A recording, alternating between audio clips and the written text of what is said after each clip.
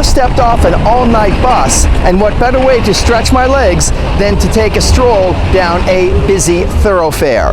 Hi, I'm Matt, and welcome to another edition of Borders on Budgets. On this episode, we are in Kaliningrad, Russia, where we will walk down a busy Mira Avenue starting at Victory Square. At least the rain has held off.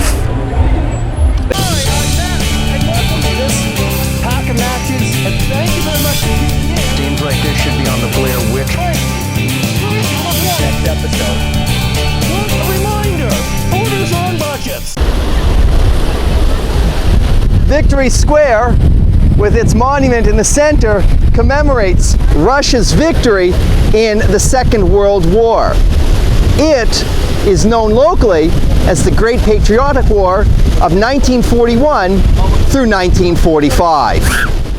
And behind Victory Square is the Orthodox Cathedral of the Christ.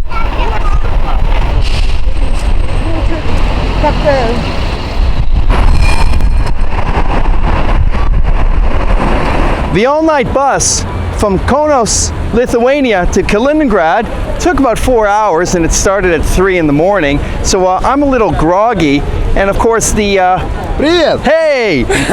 And of course the trip was interrupted by Border and Customs Control leaving Lithuania and then entering Russia.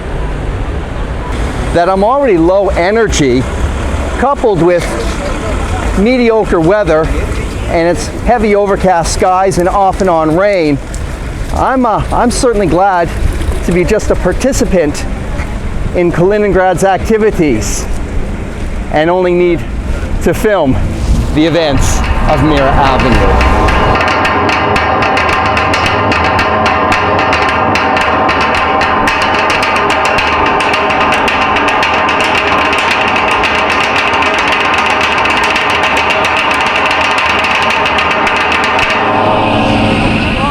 I don't care that that arrow's tip is blunted.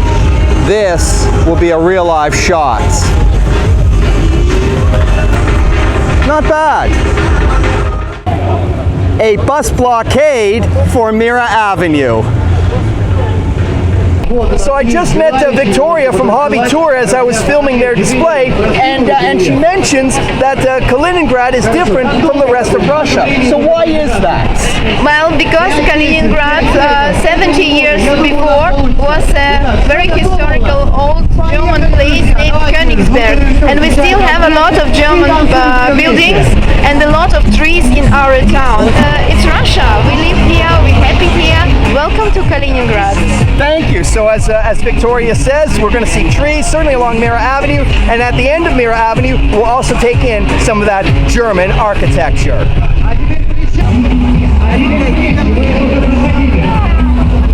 At first I thought this read retry, then I had to remind myself, oh, we're in Russia, so all the characters are in Cyrillic.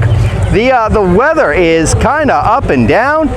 Just in the time that it's taken me to set up this microphone and camera for this stand-up alone, the sun has peered through the clouds, 2, maybe even 3 times. However, it isn't raining, so let's take a look at the commercial activity of the outdoor vendors. I like how your shirt blends in with the teacups. Now, with the sun out, I'll take advantage of filming whatever I can. Used books for 50 ruble, that's about 2/3 of a euro. I wonder if they have any Dostoevsky. While the sun is trying to creep through on what has been a cool July Sunday in Kaliningrad. Not inappropriately, this stall is marketing Mongolian yak wool products, perhaps a necessity all year round in Kaliningrad. Либо можно вот такой вот. Есть большой размер. Большой размер. Вот 45-46 есть. 45-46. Mongolia. Mongolian yak wool. Mango, modern mango, camel, camel, camel.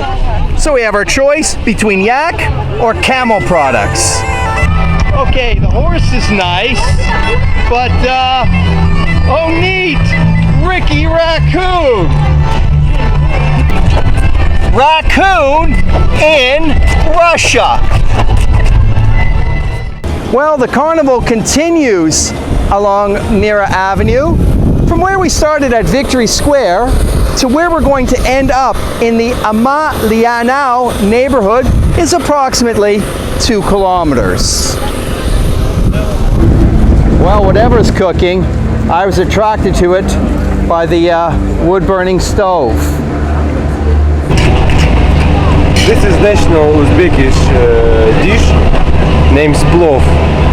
It's made from rice, carrot, spices and beef. Very, very tasty. Okay, what is it? Different spices, apples and water. Then we put here rice and became plov. Forget the cheeseburger. I'll have the herring burger. How much for the herring burger? 300 rubles. So that's about €4. €4 for the herring burger. In addition to all of the activity along Mira Avenue, it's also game day in Kaliningrad. Let's check out the action at Stadium Baltica.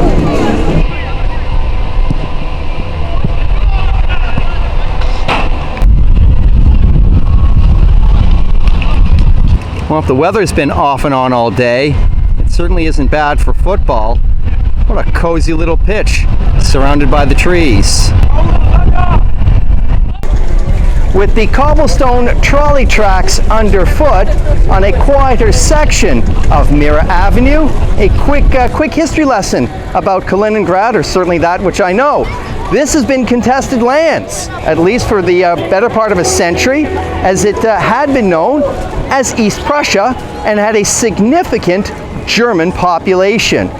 Before World War I, between the war period, and after World War II, this exclave now of Russia had been transferred back and forth between the Germans and the Soviets, and I'm sure the Poles and the Lithuanians also had what to say, because Kaliningrad borders those two countries as well.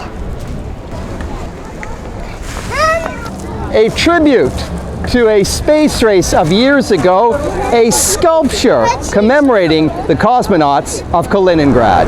Just off Mira are several residential streets that showcase the style of German architecture from the late 19th and early 20th centuries.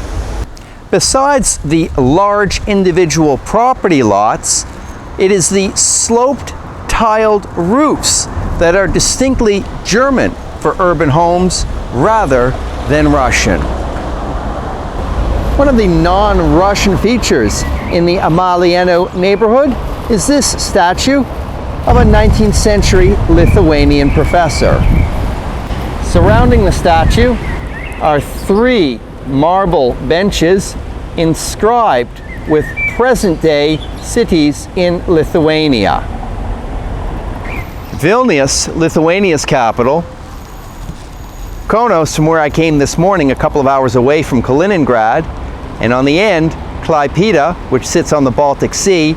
These 3 cities are in Lithuania today, but these territories have jostled back and forth between Lithuania, Germany, the Soviet Union, and Poland during these past, say, century and a half.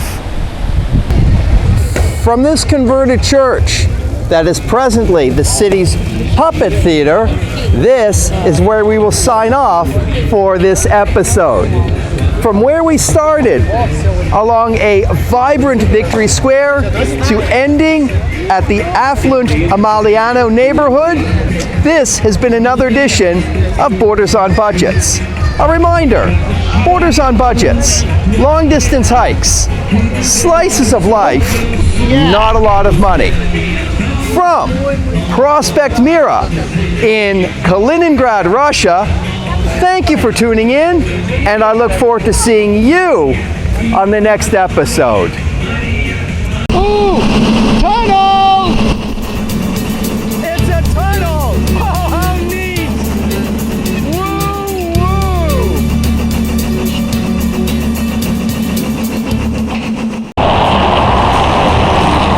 in the middle of Mira is a souped up Benz whose tailpipe and muffler have just about fallen off. This becomes one of those videos of cars that you only find in Russia. Yes, in Russian, this is pronounced hockey, and this is United States versus Canada. Did you like this episode? Good. Help Borders on Budgets. Hit the subscribe button below and help the channel grow. In the meantime, don't forget to share this video with your friends who might enjoy travel in Russia.